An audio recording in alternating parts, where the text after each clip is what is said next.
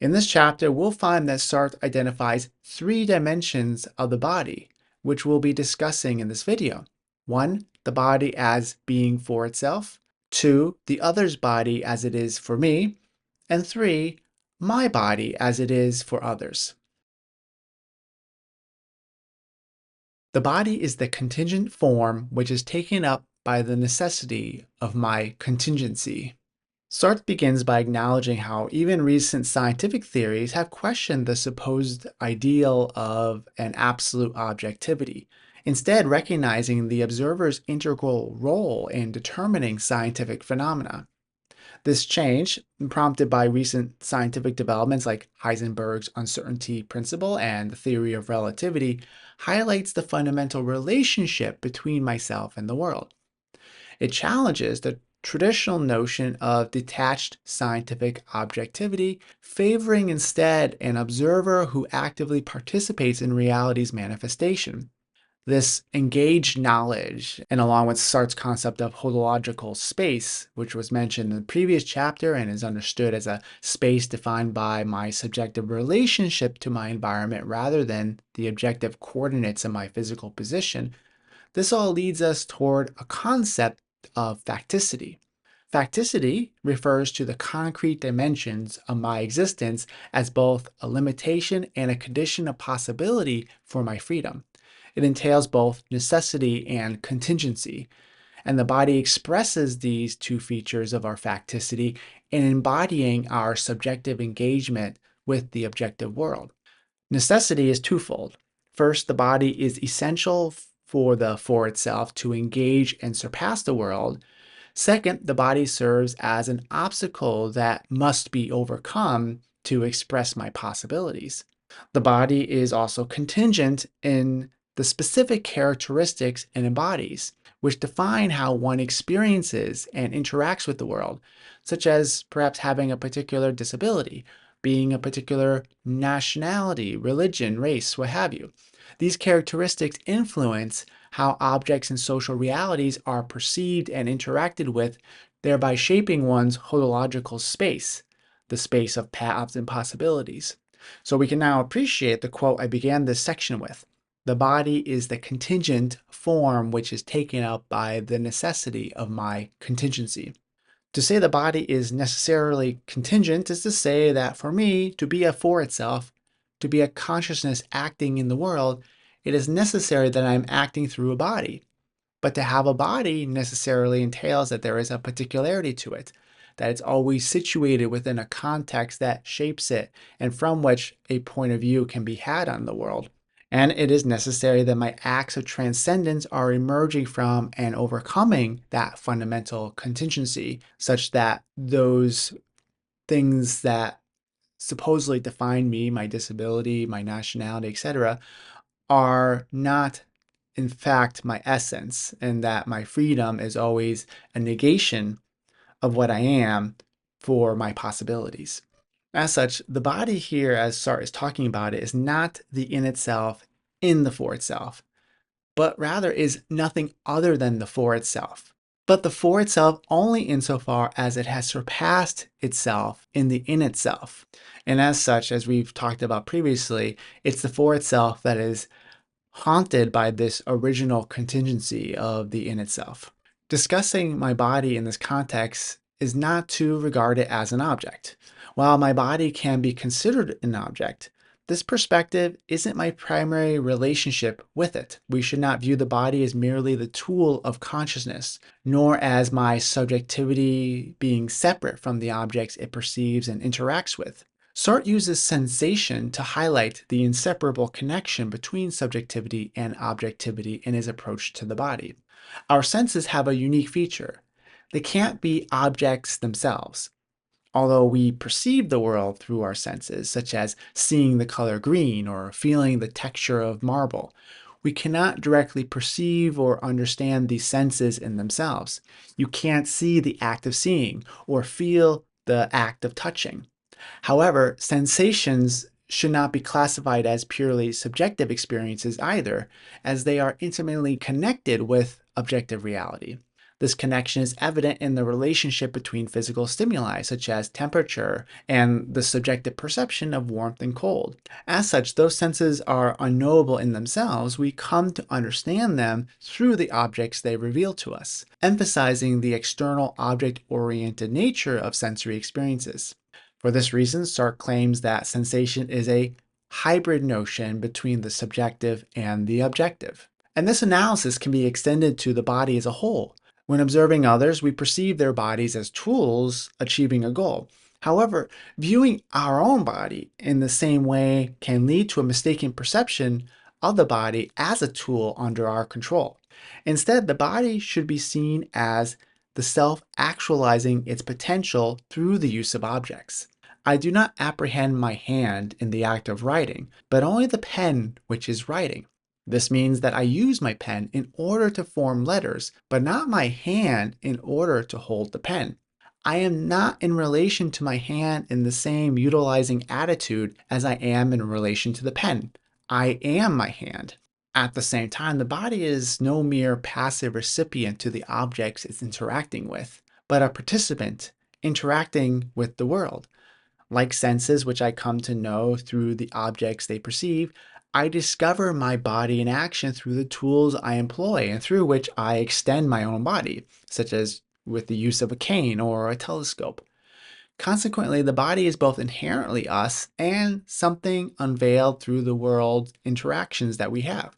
So, what about being aware of my body even without any apparent object, such as when I have some kind of mood or pervasive feeling? When I am conscious of my body in these affective situations, Sartre thinks of it as a kind of retrospective awareness of the body's contingent nature. And as such, being aware of feeling is a kind of emotional abstract that lacks the quality of being lived, as opposed to real concrete emotions. Intentional affectivity, in contrast, is directed toward the world and involves choice and transcendence. The key point is that consciousness of the body is an indirect awareness of the body's role in shaping our experience and choices rather than a direct thematic apprehension of the body itself. Now, pain is a bit different in this regard. It is an integral part of my consciousness and its interaction with the world. It's not explicitly recognized, but it's an underlying presence that impacts my experiences. As such, pain is a fundamental aspect of existence, a connection to the world that is non thematically experienced by consciousness without recognizing the pain itself as an object. Sartre also characterizes pain as an internal negation of the world. That is a form of consciousness that perceives itself as detached from the self, always striving toward a pain free state. This striving doesn't eliminate pain, but incorporates it into the act of transcending it, highlighting again the complex interplay between the for itself and the in itself in the experience of pain. And therefore, on a fundamental level, I don't have pain. Pain is a specific way I engage with the world. Now, there is a way of looking at pain like one does emotion with those emotional abstracts, that is, as an object. And this can be done when we apprehend our pain in terms of illness. Sartre writes, I constitute the illness with the pain. This does not mean that I apprehend the illness as the cause of the pain, but rather that each concrete pain is like a note in a melody. It is at once the whole melody and a moment in the melody.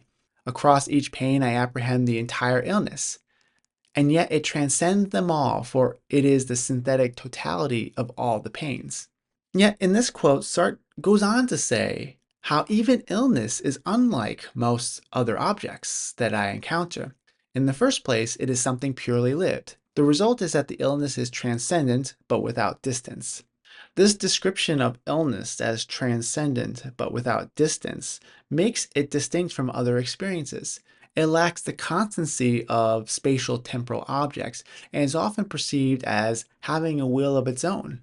Illness can become a distinct entity with its own forms and rhythms, transcending the body while also still being fundamentally connected to it through the experience of pain. It becomes, in a certain sense, like a foreign body. The reflective engagement with illness and pain reveals a psychic body. that is a projection of consciousness into the in itself, which underlies all psychic phenomena.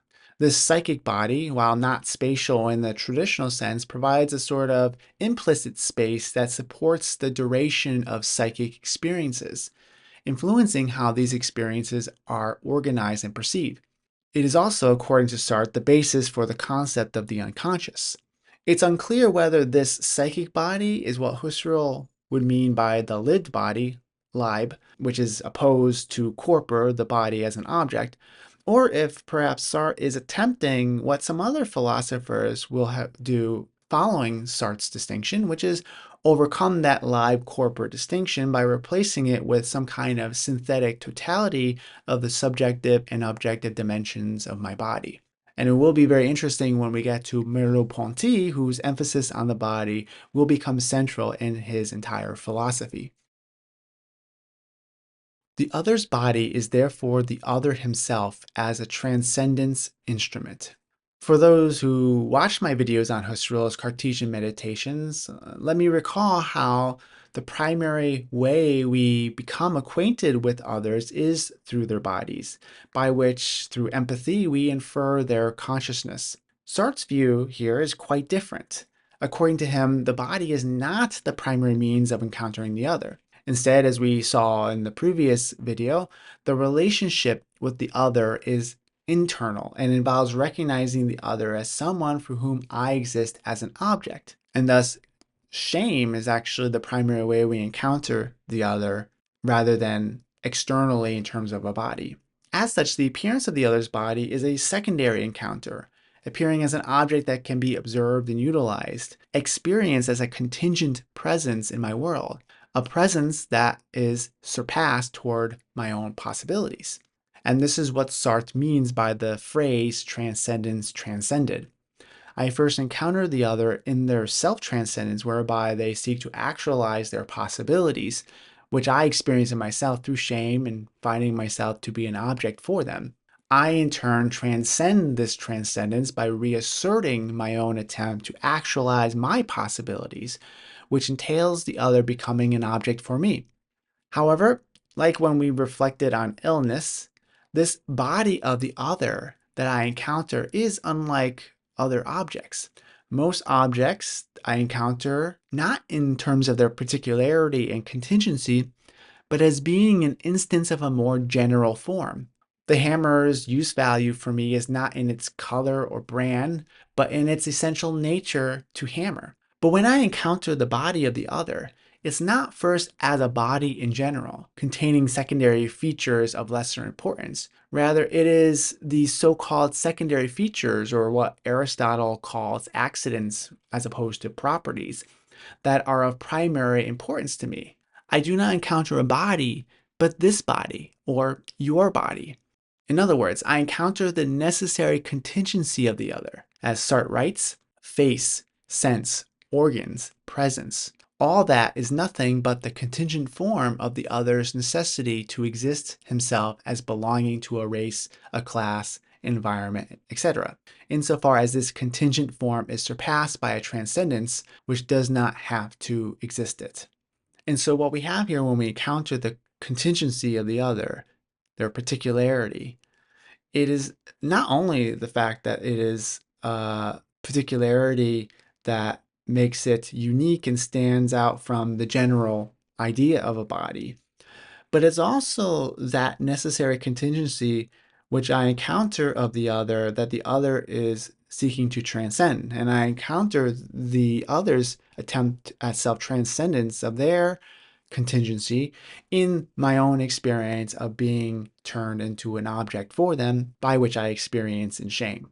And so when I encounter the body, I'm not experiencing just something in isolation of everything else. It is a body in context, a body that is integrated with the other in a way that does not completely remove the other's consciousness. And this idea of encountering the other's body is what Sartre means by the flesh. The flesh is the perception of the necessary contingency of the other's body, a body that is always and inseparably encountered in a situation and not as an isolated object. So the flesh is the body as a synthetic totality, a body that I cannot apprehend except in terms of a total situation, and a body of which I cannot perceive any organ belonging to it in isolation. I utilize instrumental concepts which come to me from the other, and which I should in no case have been able to form by myself or think of directing upon my body. It is by means of the other's concepts that I know my body. In this third and final part of the chapter, we encounter another body, my own, but this time as the other reveals to me my body as an object. Here, my body is encountered as an outside that is perpetually beyond my own inside experience of my body. And language plays a key role here in shaping this understanding of our body as perceived by the other. We rely on language to gain insight into aspects of our body that we cannot directly apprehend. And this leads to a sense of alienation, wherein my body is turned into something external and uncontrollable, perpetually escaping my grasp. This external perspective causes me to feel alienated from my body as it becomes an object in the world of the other. And this experience of my alienation is made in and through affective experiences such as shyness, which is described as the horrified metaphysical apprehension of the existence of my body for the other. This alienation also occurs in the way I conceptualize my pain as illness through the concepts and language provided by others. This alienation is a result of my attempt to apprehend my body and its ailments as if from the perspective of the other, leading to a layered existence where the lived pain is constantly surpassed by the concept of illness. Now, Sartre is quick to emphasize again that this type of perception of our bodies as object, which, as we started this video with, seems to be the more spontaneous way we tend to think of ourselves these days. It's in fact secondary to our primary experience of the body and the world, and develops well after we've already learned to perceive the bodies of others. It is actually through the perceiving of the bodies of others as objects that we learn to recognize our own bodies as objects. And once again, we can see features of Lacan here, right? This idea of language being alienating, the idea of getting a sense of an imaginary body through the image of the other's body. All this has strong resonances that we don't want to overemphasize, but they're worth noting given the strong influence that Sartre has had on Lacan, both in terms of contributing to Lacan's own theorizations as well as Lacan's attempts to distance himself from Sartre, as most French philosophers and thinkers were trying to do following the publication of Being and Nothingness. Thank you for watching. If you want to support this work, you can do that by liking, sharing this video, subscribing to the channel if you haven't already, and if you'd like to make a financial contribution, you can do so through the Super Thanks button below. And to be a more regular contributor, you can do so on Patreon, where I offer video transcripts, unedited materials, and prioritize questions and comments here on YouTube. The link is below. I want to thank the following for already supporting this work on Patreon. As mentioned, I think it's going to be very interesting to return to this chapter once we begin Merleau-Ponty's The Phenomenology of Perception. Asking ourselves, to what degree does Merleau-Ponty continue on some of these analyses by Sartre, and how exactly is he critiquing Sartre here? So let's keep that in the back of our minds as we continue on. And until next time, be well.